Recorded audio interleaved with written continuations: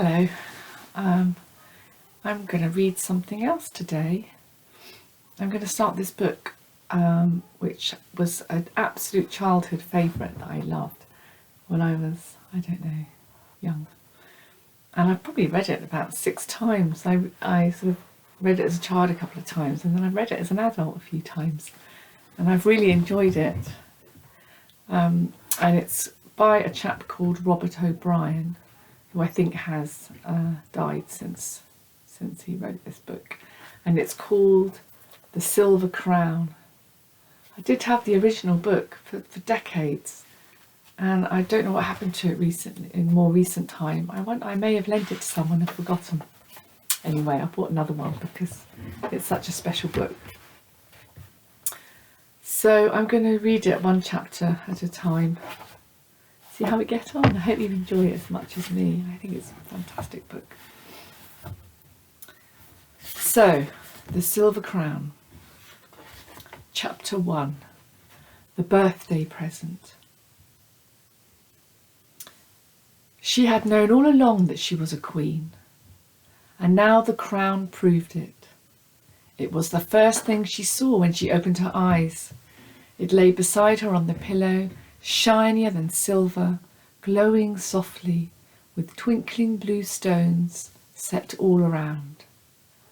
And although it looked hard and solid, when she touched it, she discovered that the silvery metal was actually a finely spun fabric, strong but soft as silk, so that if she wanted to, she could fold the whole crown in the palm of her hand and tuck it in her pocket. She got out of bed, stood in front of the mirror, and put it on her head. It felt light and warm and comfortable. Of course it fitted her perfectly. Her name was Ellen, and she had brown hair, grey eyes, clean teeth, rather knobbly knees, and was 55.5 inches tall. She was 10 years old. Yesterday she had been 9. But today was her birthday, and the crown was her first present. It did not occur to her to wonder from whom it had come. She merely was aware that it was hers by right. Her bedroom, a white room with a slanted ceiling, was on the attic floor of the house. Her parents, her brother and her younger sister all had their beds on the floor below. She looked at her clock. It was not yet quite 7, and she knew, now that school had ended, that they would all still be asleep. It was not their birthday. She got dressed, brushed her hair for 7 seconds with no noticeable effect, slipped the crown into her pocket, and started downstairs. Halfway down, she turned around and came back up. She took the crown from her pocket, where it made a sizable bulge. Also, though it was light on her head, it felt heavy in her pocket, and put it instead into a red leather handbag, which she snapped shut and slipped over her wrist. Besides the crown, the handbag held $1.56. She hoped it would hold more before the birthday ended. It also contained a tattered letter from her Aunt Sarah, who was beautiful, lived in the mountains, but who travelled a great deal, and was the only grown-up who knew, honestly knew, and did not just pretend to know, that Ellen was a queen. Ellen went down to the kitchen, where she ate a donut in 4 bites and drank half a glass of milk. She slipped another donut into the pocket where the crown had been and went out of the front door, closing it quietly behind her. Outside, the morning was still faintly misty and the neighbourhood was asleep. She took the crown from her handbag, adjusted it on her head, and started down the pavement at a queenly pace. Then, about 100 yards ahead, she thought she saw someone moving. She had the odd impression that whoever it was had a green head. When she looked again, she could see no one, so it must have been only some leaves moving in the wind. Nonetheless, feeling rather self-conscious, she took the crown off again, and as she walked in the direction of the royal palace. She came in a few minutes to a small wooded park, which she entered. Through the woods she walked to a clearing, where there lay a comfortable log, or rather a royal bench, for this was the castle garden. Where she sat on the bench, the castle stood behind her, just over her right shoulder, out of sight beyond the trees. She put on her crown, and almost immediately a brown and white rabbit, whom she knew slightly, emerged from the woods on the far side of the clearing, making a sweeping obeisance towards the Queen, and hopped away down an invisible rabbit run on business of his own. The Queen encouraged wildlife in the royal park: rabbits, squirrels, birds, butterflies, slugs, spiders. She did not really encourage the last two, but they were there anyway. And she allowed no hunting.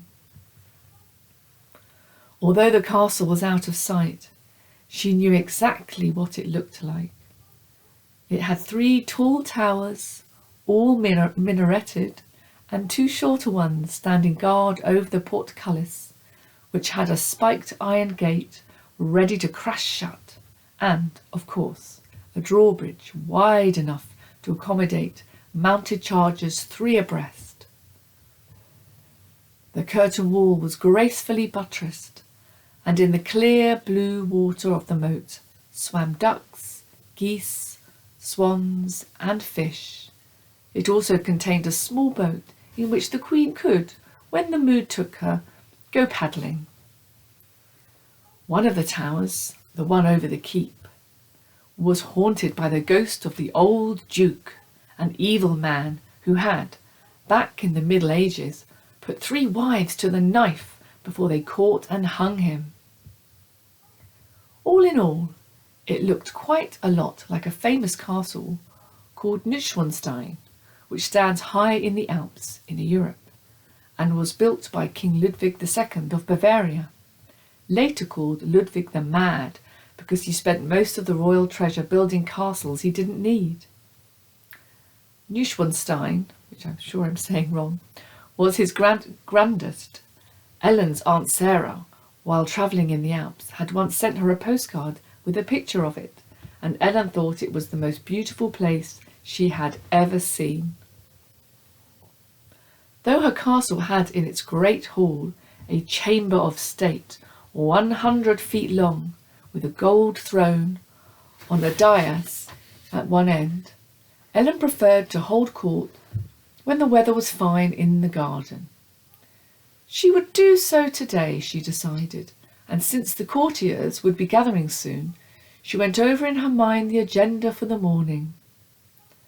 First, the Prime Minister, probably accompanied by the Colonial Secretary, would want to discuss affairs of state, including reports from remote outposts of the Empire, places like the Fiji Islands, Borneo, or the Outer Hebrides, where there sometimes were native uprisings. Then the Chancellor of the Exchequer, an interminable man, would ask her to approve a long list of figures pertaining to taxes, death rates, appropriations, the Crown debt, income from royal holdings, and, reprovingly, royal expenditures. This was rather like arithmetic, and always got Ellen feeling slightly dizzy. Next, the royal steward with the Grand Duke and Duchess, a dashing young couple, would discuss arrangements for the Queen's ball, now only 2 weeks off and thus fearfully urgent.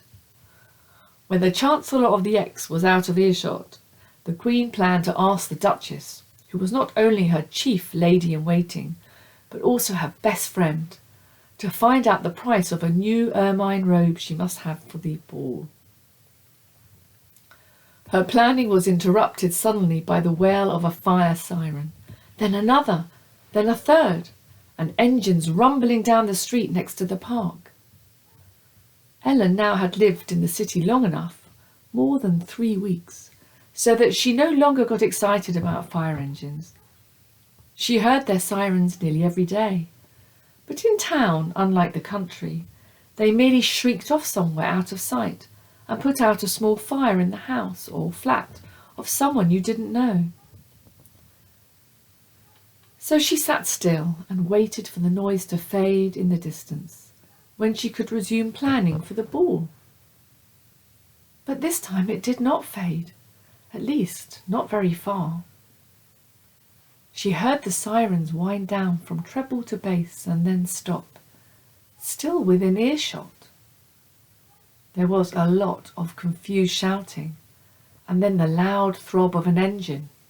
A pump? 2 more sirens screamed, coming from another direction. Then she smelled smoke. It must be near, she thought. She could not possibly hold court in such a rumpus, so she decided to go and look. Official business, including the ball, would have to wait until afternoon. She could only hope the park would still be empty. It was next to impossible to hold court with a lot of children playing around. She stood up from the log, put the crown back in her handbag, and walked through the woods. Down the street in the direction from which she had come, the fire engines, 5 of them, were pulled up at the curb. There were also a lot of firemen in black raincoats and red hats. A big crowd of people, and more coming all the time, and a policeman directing traffic. Ellen walked quickly towards the crowd. As she got closer, she began to run, her handbag banging against her legs. Then she stopped completely. It was her house. It had burned to the ground. There was nothing left of it but some piles of blackened brick, some ashes in a hole that had once been the basement, and in the crowd around it, held back by a fence of ropes the firemen had rigged up, she saw no faces she knew. So that's the end of chapter 1. I hope you enjoyed it. I think I made a few speechy errors, but I'll let them go. Lots of love. Bye for now.